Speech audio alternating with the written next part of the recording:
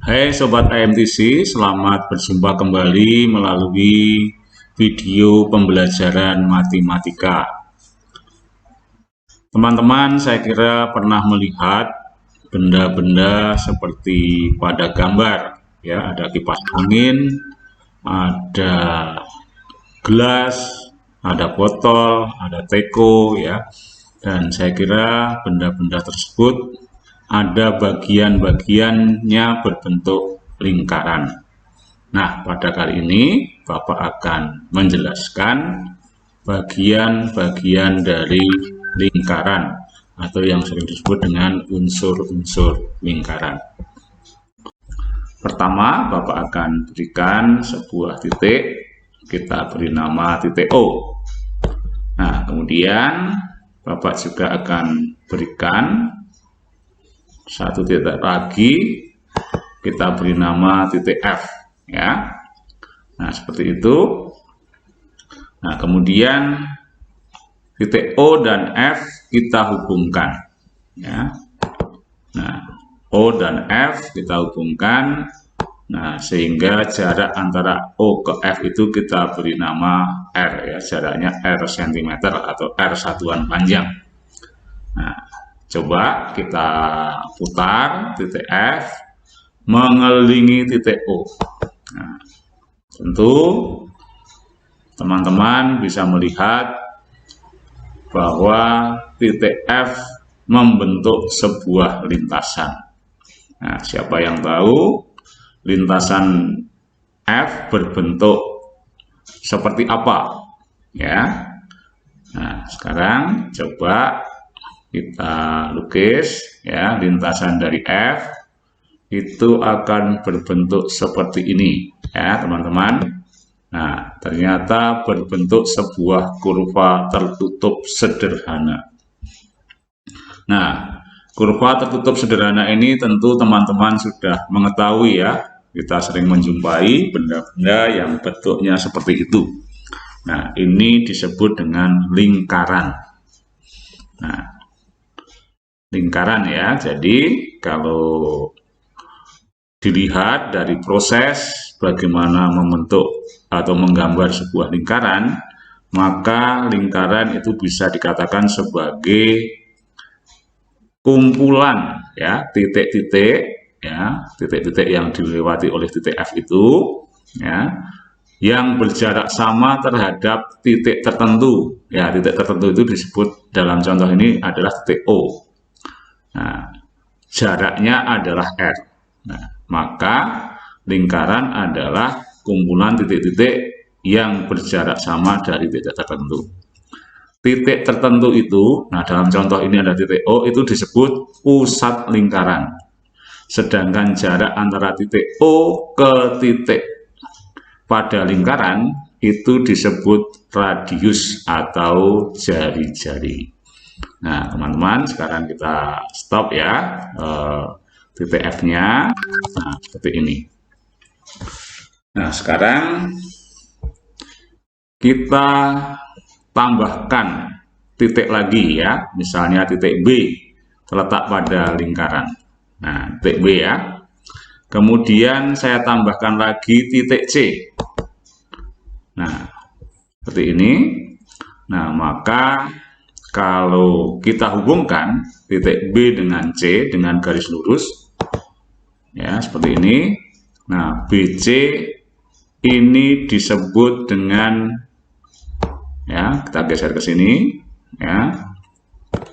Maka BC ini disebut dengan tali busur, ya, teman-teman, ya. Nah, apa yang terjadi jika titik C itu digeser menjauhi titik B maupun mendekati titik C? Nah, kita perhatikan, ya, seperti ini. Nah, coba perhatikan, ya. Ketika C bergerak mendekati B, maka tali busur yang terbentuk semakin pendek. Demikian juga ketika, ya, C bergerak menjauhi titik B, maka tali busurnya yang terbentuk semakin panjang. Nah, sekarang bagaimana jika tali busurnya itu melewati titik pusat. Nah, coba kita stop ya. Nah, seandainya tali busurnya itu melalui titik pusat seperti ini ya. Nah, BC tali busur yang melalui titik pusat.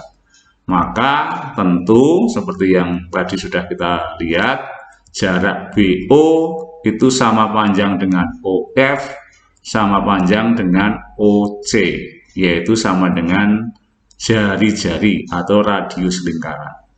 Maka tali busur yang melewati titik O atau titik pusat lingkaran itu panjangnya sama dengan 2 kali jari-jari.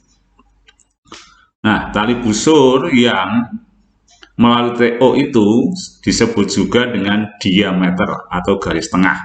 Ya, kalau kita perhatikan diameter BC atau garis tengah BC ini membagi lingkaran menjadi 2 bagian sama besar. Ya. Nah, sekarang kalau kita geser, ternyata tali busur itu juga membagi lingkaran menjadi 2 bagian. Yang pertama adalah busur yang kecil ya, yaitu BC ya, garis lengkung yang pendek ini disebut busur BC, sedangkan garis lengkung yang panjang itu adalah busur besar. Jadi busur lingkaran adalah garis lengkung yang menghubungkan 2 titik pada lingkaran.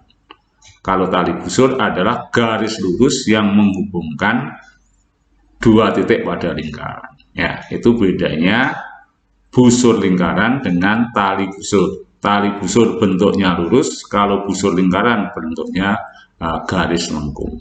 Nah, berikutnya Bapak akan berikan titik lagi, misalnya ini kita hapus dulu ya teman-teman ya, yang ini. Kemudian titik F-nya kita ulangkan dulu ya. Sekarang saya berikan titik D. Nah, seperti ini. Kemudian titik E. Nah, kalau OE dan OD kita hubungkan, maka terbentuk jari-jari lingkaran. Nah, sekarang daerah yang dibatasi OE dan OD yang merupakan jari-jari dan sebuah busur lingkaran ini disebut dengan juring lingkaran. Nah, pertanyaannya, bagaimana jika E ini digeser mendekati atau menjauhi titik D? Nah, tentu jawabannya sudah bisa ditebak ya teman-teman ya. Ketika E bergerak mendekati D, maka luas DOE seperti yang terlihat nilainya itu akan semakin kecil. Kalau E-nya menjauhi titik D, maka luas juring DOE ini semakin besar.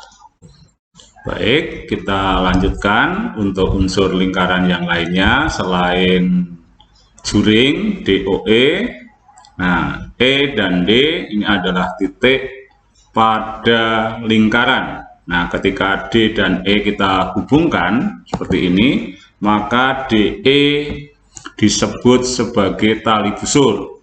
Nah, tali busur DE ini membagi juring DOE menjadi 2 daerah. Yang pertama berbentuk segitiga ODE. Nah, kemudian daerah yang kedua ini dinamakan tembereng, ya, tembereng yang dibentuk oleh tali busur DE dengan busur DE. Unsur lingkaran yang selanjutnya adalah apotema tali busur. Nah, pada gambar terlihat tali busur DE. Nah, untuk menunjukkan apotema tali busur DE, maka perlu kita lukis diameter lingkaran yang memotong tegak lurus tali busur. Nah, baik, ini adalah diameter yang memotong tali busur DE tegak lurus. Nah, memotong di titik T. Maka OT adalah apotema dari tali busur DE. Nah, Baik kawan-kawan, saya kira kita telah mempelajari unsur-unsur lingkaran.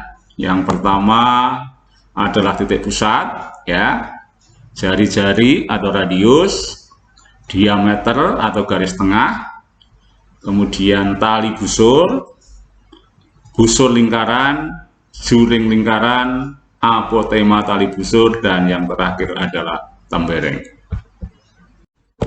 Nah, demikian teman-teman yang bisa saya sampaikan terkait dengan unsur-unsur lingkaran. Semoga jelas dan bermanfaat bagi teman-teman semua.